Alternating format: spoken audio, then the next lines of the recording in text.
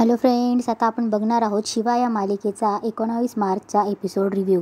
कालच्या भागात आपण असं बघितलं, आशू शिवाला फोनवर सांगतो की भाऊंना किडनॅप केलंय कोणीतरी। व शिवा बोलते, आशू हे कसं झालं, काय झालं, कोणी केलं?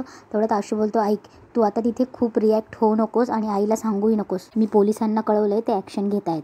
शिवा बोलते, हो आशू ठीक आहे, पण काही लागलं तरी मला कळव हं। व आशू शिवाशी फोनवर बोलत असतो आणि तिला सांगत असतो की तू प्लीज त्यांना काही सांगू नकोस। सीता आलेली असते आणि ती शिवाला विचारते, आशू होता ना? तेव्हा शिवा अडखळत बोलते, हा आशू होता, ते तिकडे कामावरनं त्यांच्या तेवढ्यात सीताई बोलते, शिवा आत्ता खोटं बोललीस ना तर याद राख। शिवा बोलते ते भाऊंना, सीता बोलते भाऊंना काय? तेव्हा शिवा बोलते भाऊंना किडनॅप केलंय। हे ऐकून सीताला चक्कर येतात आणि ती सोप्यावर कोसळते। परत उर्मिला येते, ताई काय झालं? शिवा पाणी आण जा लवकर। तेव्हा उर्मिला बोलते, अगं ताई सांग ना काय झालंय, पाणी देते, काय झालंय ताई? तेव्हा शिवा तिथे बोलते की आई असं तुम्ही धीर नका सोडू, सगळं काही नीट होईल। सीता ओरडते, शिवा सगळं तुझ्यामुळे झालंय, आज आशूने त्या कुठल्या माणसांना धमक्या दिल्या, यांना आज तुझ्यामुळे किडनॅप केलं गेलंय, हे सगळं तुझ्या संगतीच्या परिणामामुळे झालंय। इतके दिवस ते फक्त तुझ्या बाजूने उभे राहिले, तुझ्या पाठीशी उभे राहिले, तुझं कौतुक केलं आणि तू या सगळ्याचे परिणाम भोगतायत आता ते। अगं दुर्गा म्हणून तुला डोक्यावर बसवलं ना आणि तुझ्यामुळेच हे संकट आलंय आज। एवढं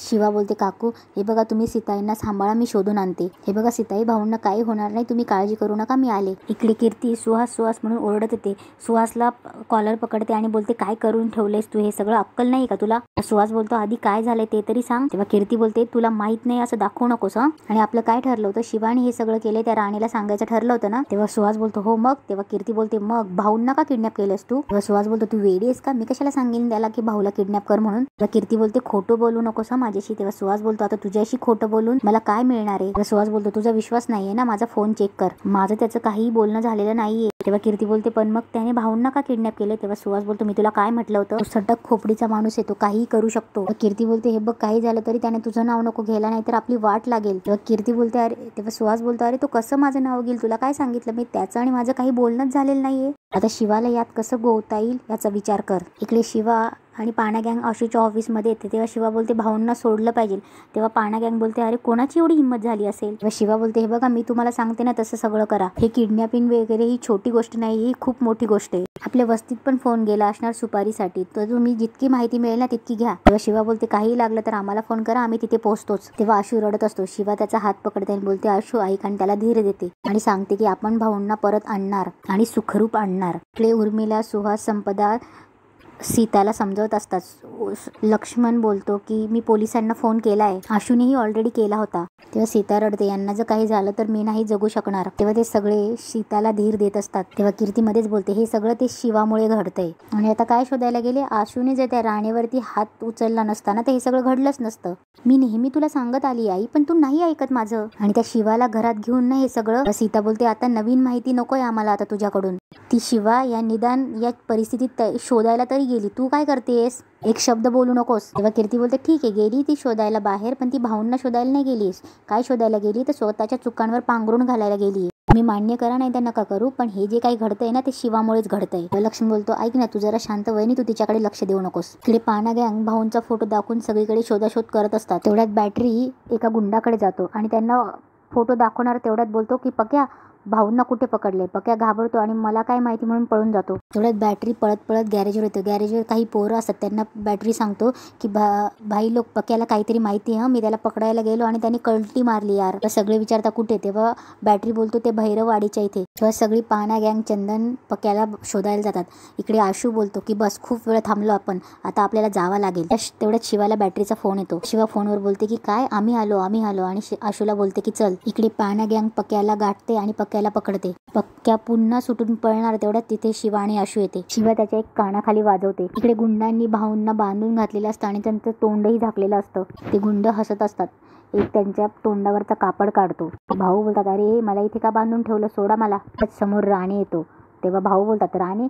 तेव्हा राणे बोलतो, हो सत्या राणे। भाऊ बोलतात, ए राणे। तेव्हा सत्या चिडतो, ए देसाई शांत बसायचं हं, इथे फक्त मी बोलणार आणि तू फक्त ऐकायचं। देसाई फक्त ऐकायचं, बोलून तरी माझ्याशी पंगा घ्यायचा नाही हा। महागात पडेल बोललो होतो ना, पण नाही, तुझ्या पोराने ऐकलं नाही। अरे ऑफिसमध्ये माझा अपमान केला, घरी माझ्या कानाखाली वाजवली। देसाई तुला माहित होतं ना मी काय काय करू शकतो ते। तेव्हा भाऊ बोलतात, हे बघ राणे, आपण दोघंही एकत्र काम करू शकत नाही, हे तुलाही माहिती आहे मलाही माहिती आहे। मला सोड, मी आशूला सांगतो, तो पोलीस कंप्लेंट मागे घेईल, ठीक आहे? तेव्हा सगळे हसायला लागतात। राणे बोलतो, हे देसाई देसाई तू काय सेटलमेंट करायला आलाय का? ही सेटलमेंटची जागा वाटली का तुला? देसाई हे तुझं ऑफिस तर अजिबात नाही हं. तुझ्या पोराने माझ्या कानाखाली लावली. आपल्या इज्जतीचा सवायलय.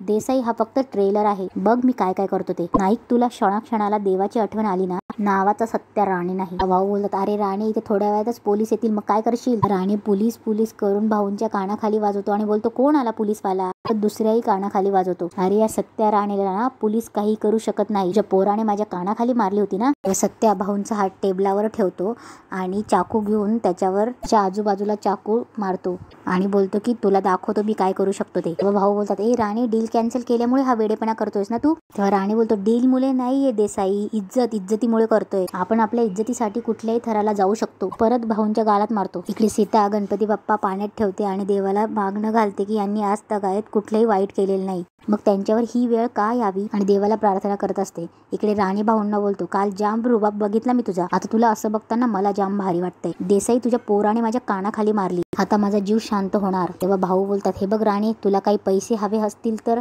तेव्हा राणे बोलतो देसाई मला जे हवं ते मिळणारच आहे, मग तू आता बडबड करून आता माझा वेळ वाया घालवू नको, कळलं ना? शांत बसायचं. तेव्हा राणे बोलतो ए फोन दे रे. राणे भाऊंच्या समोर फोन धरतो आणि बोलतो घरी फोन लावायचा बायकोला आणि सांगायचं 50 लाख रुपये हवेत म्हणून. तेव्हा भाऊ बोलतात किती? 50 लाख? तेव्हा राणे बोलतो हो 50 लाख. देसाई मला जेवढा प्रॉफिट होणार होता ना तेवढेच पैसे मागतोय मी. काय तुम्ही आपला माल नाही उचलला ना, मग द्यायचे 50 लाख. परत राणे भाऊंसमोर फोन धरतो आणि बोलतो लाव फोन घरी चल. भाऊ फोनकडे बघत असतात तेव्हा राणे बोलतो देसाई फोन लाव घरी. भाऊ फोनकडे बघत असतात देसाई. तेव्हा राणे परत चाकू घेतो आणि भाऊंसमोर धरतो आणि बोलतो लावणार ना.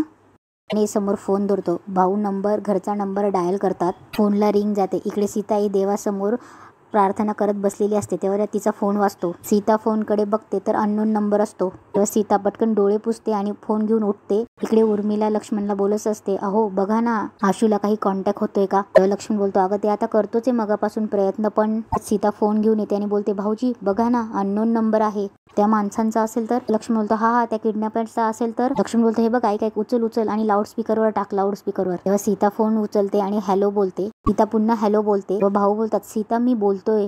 व सीता रडणार तेवढ्यात लक्ष्मण तिला शांत करतो. कीर्ती पण बोलते की भाऊ. व सीता बोलते अहो तुम्ही कुठे आहात, कसे आहात? तेव्हा भाऊ बोलतात ठीक आहे मी. व राणे बोलतो ते ठीक आहे आतापर्यंत, तरी त्याच्या पुढे ठीक राहावे असं तुम्हाला जर वाटत असेल तर मी काय सांगतोय ते ध्यान देऊन ऐका. मला 50 लाख रुपये हवेत कॅश, तेही पुढच्या तासाभरात.